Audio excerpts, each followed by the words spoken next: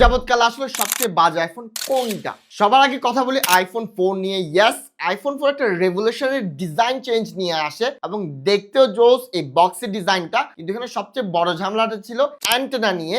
এই ফোনে অ্যান্টেনা এমন জায়গায় সেট করা হয়েছিল যার কারণে আমরা যখন ফোনটা হোল্ড করি তখনই অ্যান্টেনাটা ব্লক হয়ে যেত, যার কারণে নেটওয়ার্ক ইস্যু দেখা দিত।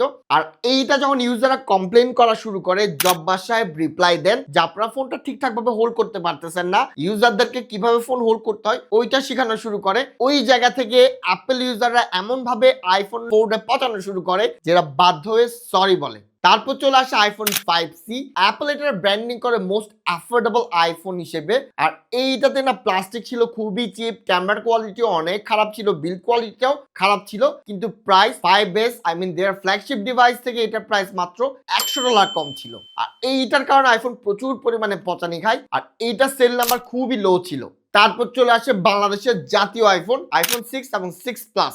এই ফোনের বিল্ড কোয়ালিটিটা অনেক খারাপ ছিল, যার কারণে জাস্ট নর্মালি ব্যান্ডের কারণে এই ফোনটা বেঁকে যেত। আর এইটা নিয়ে লিটারালি তুমুল যুদ্ধ হয়, কিন্তু এত যুদ্ধ এত সমালোচনার পর না আইফোন এই ফোনটারে 222 মিলিয়ন সেল করে। তবে এটা কন্ট্রোভার্সিয়াল একটা ডিভাইস ছিল, এটা কারণে পচানিও খাওয়া লাগে, কিন্তু সেলটা অনেক বেশি করে।